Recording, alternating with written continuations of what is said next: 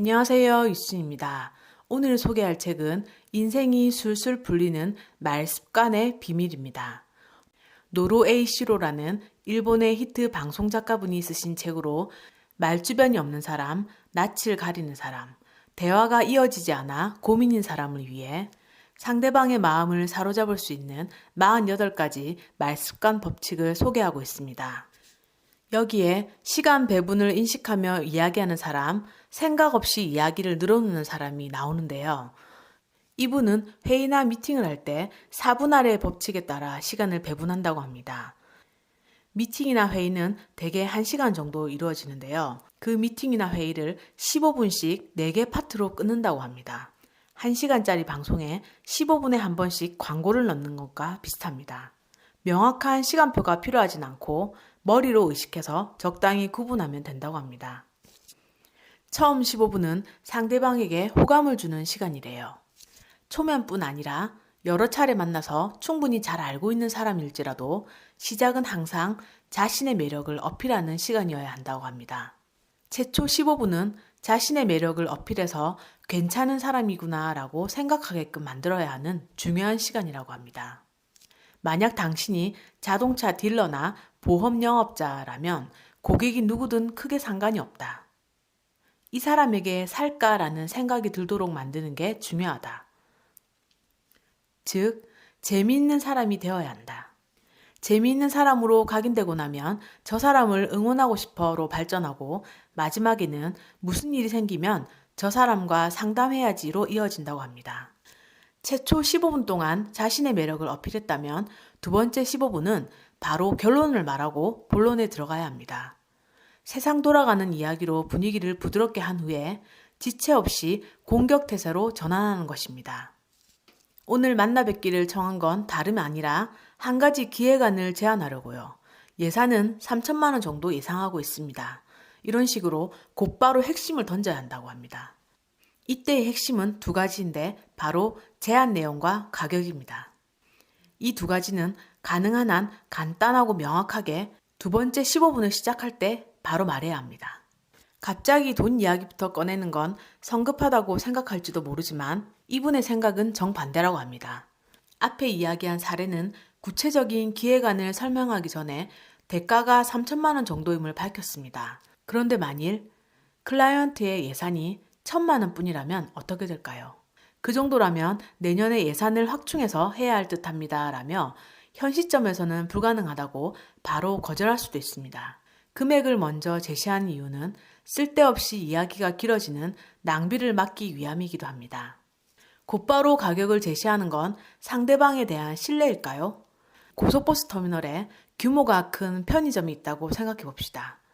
고객 취향을 고려해서 다양한 종류의 도시락을 팔고 있어 무엇을 골라야 할지 망설이게 됩니다. 하지만 많은 손님이 짧은 시간 안에 도시락을 선택합니다. 어떻게 바로 도시락을 선택할 수 있는 걸까요? 바로 도시락의 샘플과 가격을 제시하여 비교 검토할 수 있도록 일목요연하게 디스플레이 해놨기 때문입니다. 그런데 만일 샘플만 있고 가격이 없다면 어떨까요? 고르기 쉽지 않을 것입니다. 아무래도 가격이 붙어 있어야 비교하여 검토할 수 있습니다. 기획 제안도 이와 마찬가지입니다. 금액을 모르면 아무리 훌륭하다 하더라도 검토할 수 없습니다. 두 번째 15분에서 본론을 이야기할 때 이때 준비한 제안서를 가방에서 꺼냅니다. 처음부터 자료를 책상 위에 올려두면 상대방은 시작부터 자료에 신경을 쓰므로 분위기를 부드럽게 하는데 방해가 됩니다. 제안서는 본론을 이야기하는 두 번째 15분에 보여주는 것이 좋습니다. 기획서는 미팅 현장에서 처음부터 죄다 설명할 필요가 없습니다. 앞부분은 넘어가고 3페이지부터 살펴보겠습니다 라고 이야기하는 것이 좋습니다. 상대방도 나처럼 경력이 풍부하다면 비슷한 기획서를 충분히 많이 봐왔고 숱하게 만들어 봤을 것입니다. 처음에 적혀있는 기획 지지는 형식에 지나지 않으며 대부분 의미가 없다는 걸 압니다. 그러므로 조금이라도 빨리 본론으로 들어간 편이 필요한 이야기를 할 시간이 많아져서 좋습니다. 그럼 나머지 30분인 세 번째와 네 번째 15분은 어떻게 쓰면 될까요? 두 번째 15분 동안 설명을 마치고 나면 세 번째 15분부터는 잡담이나 세상 돌아가는 이야기를 하면 됩니다. 일본에서는 흔히 1시간짜리 TV 방송에 광고가 4번 들어가는데 왜 그럴까요? 15분마다 광고를 넣는 이유는 15분이 지나면 시청자의 집중력이 떨어지기 때문이라고 합니다. 두 번째 15분 동안은 적극적인 자세로 이야기를 했다면 세 번째 15분은 긴장을 풀고 의자 등받이에 기대어 말한다는 느낌으로 이야기를 풀어나가는 게 좋습니다. 세 번째 15분 동안 충분히 잡담을 했는데도 아직 시간이 남아있다면 좀 이르지만 오늘은 이만 끝내겠습니다 라는 느낌으로 정리를 하도록 합니다. 처음부터 이야기가 잘 풀려 5분 만에 한바탕 웃고 두 번째 15분 동안 본론을 설명했다면 1시간짜리 약속이 20분에 끝나는 셈입니다. 무리해서 1시간을 꽉 채우기보다는 빨리 마치는 게 유익하죠. 시간이 남는 걸 불안해할 필요는 없습니다. 1시간 예정인 미팅을 20분 만에 끝내면 상대방에게 여유로운 40분을 선물하는 셈입니다. 상대방의 수입을 시간당으로 계산했을 때 40분이 얼마의 금전적 가치가 있는지 생각해 보세요. 게다가 여러 명이 참석하는 미팅이라면 상당한 비용입니다. 이런 비용을 쓰지 않고 자신도 40분의 여유가 생기는 것이므로 모두가 만족할 수 있습니다. 사람을 웃게 만들고 스마트하게 업무 이야기를 하며 머뭇거리지 않고 자리를 뜨는 이런 비즈니스맨이야말로 매력적입니다. 반대로 본론이 다 끝나고 잡담으로 약속 시간을 초과해버리는 경우는 주의해야 합니다. 상대방이 즐거워한다 해서 계속 시간을 허비해서는 안 됩니다. 약속 시간이 초과될 듯 하면 반드시 시간이 벌써 이렇게 돼버렸네요. 괜찮으시겠어요? 라며 상대방의 의사를 물어보도록 합니다. 만일 어떤 사람이 회사나 이성 문제로 심각한 고민에 빠졌다고 쳐봅시다. 근데 고민을 상담하러 왔다고 해서 반드시 결론을 원하는 건 아닙니다. 그저 맞장구 쳐주고 잠자코 이야기를 들어만 줘도 충분합니다. 상대방이 어떻게 하면 좋을까요? 라고 물어야 비로소 내 생각이나 결론을 이야기하면 됩니다. 고민을 듣고 난 후에 설령 내가 100% 해결책이 있다고 해도 상대가 원하지 않으면 절대 말하지 않는다고 합니다. 김태희 씨가 나오는 하이바이 마마라는 드라마에 신동미 씨가 이런 대사를 했습니다. 상대가 구하지 않는 조언과 충고는 뭐다? 오지랖이다. 이 대사를 하는데 무릎을 치게 되더라고요. 나는 오지랖을 부린 적이 얼마나 될까 생각하게 됐습니다. 굳이 이런 규칙을 정해서 지키는 이유는 대화 상대가 무엇을 원하는지는 상대방 자신만 알고 있기 때문입니다. 이미 결론은 내렸고 찬성해 주기를 바라고 있을지도 모르고 혹은 결론 낼 수 없다는 걸 알면서도 이야기를 진지하게 들어줄 대상이 필요해서 상담을 요청했을 수도 있습니다. 즉, 들어만 주는 걸로 충분해서 이야기했더니 속이 다 시원하네요. 내일부터 다시 힘낼게요 라고 할지도 모릅니다. 상대방이 대화를 통해서 무엇을 원하는지 정확히 파악해야 한다는 것이 이분이 생각하는 대화의 본질이라고 합니다. 상대방이 바라는 바가 이야기를 들어만 주는 것이라면 결론은 아무짝에도 쓸모없습니다. 딱 떨어지는 해결책이 있다고 해도 말을 아껴야 한다고 합니다. 대화의 결론은 필수가 아닙니다. 무엇을 원하는지는 상대방이 결정하기 때문입니다. 이틀만 있으면 화이트데이인데요. 여기 그 이야기가 나오는데 센스가 대박입니다.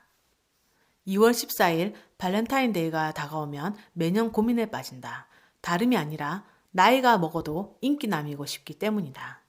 그래서 최근에는 준비해 놓은 게 있다. 바로 14일에 만나는 여성의 수를 체크해서 그만큼의 에르메스 포스트잇을 구입해 둔다. 에르메스 포스트잇이 어떻게 생겼는지 참 궁금한데요. 이분께 여자분들이 발렌타인데이 초콜릿이라고 선물을 건네면 답례품으로 에르메스 포스트잇을 건넨다고 합니다. 그러면서 이런 이야기를 한대요. 화이트데이 전에 죽으면 곤란하니까 오늘 드리는 거예요 라고. 그러면 이분은 주위에 부러움을 사고 나도 초콜릿을 준비할 걸 이라고 이야기한다고 합니다. 보통은 발렌타인데이 때 초콜릿을 받으면 다음 달 화이트데이 때 답례를 했었다고 합니다. 근데 화이트데이 때 만나지 못하는 경우가 많기 때문에 의리를 저버릴 수 없어 일부러 미팅을 화이트데이로 잡거나 택배를 보내야 하는 수고스러움을 겪어야 했다고 합니다. 그런 이유로 당일 답례하는 게 좋겠다는 생각을 했다고 해요. 물론 상대방은 설마 바로 답례를 받을지는 상상도 못했으므로 놀란다고 합니다. 동시에 상대방에게 좋은 인상을 줄 수 있는 절호의 찬스를 만드는 것입니다.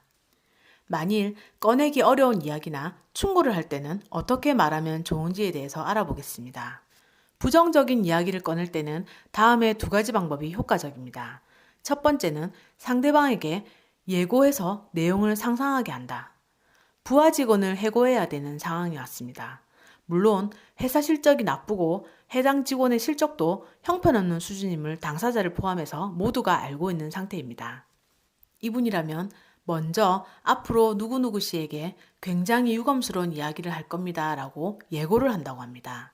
예고라고 해도 금세 바로 해고 이야기를 할 텐데 무슨 의미가 있냐고 반문하는 사람도 있겠지만 상대방은 이 짧은 몇 초 동안 최악의 사태까지 상상한다고 합니다. 일단 상상한 뒤라면 해고가 결정되었습니다라는 선고를 들어도 어느 정도는 냉정하게 대처를 할 수 있다고 합니다.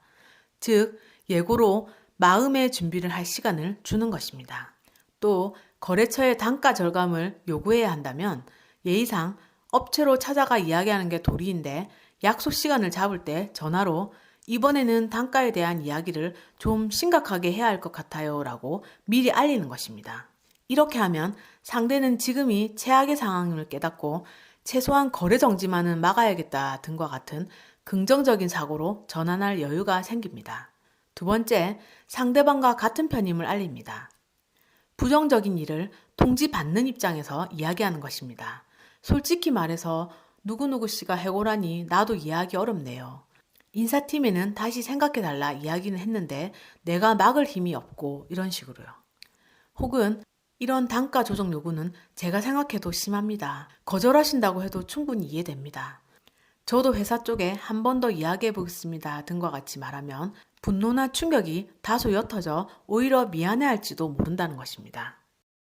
이 책에서 제시하는 상대방의 마음을 사로잡을 수 있는 48가지 말습관 법칙은 나를 앞세우지 않고 상대방의 입장에서 배려하며 대화할 수 있는 기술을 제시해 줍니다. 당연해 보이는 말들 같지만 한 번쯤 읽어보시면 실생활에서 적용할 수 있는 힌트를 많이 얻으실 수 있을 것 같습니다.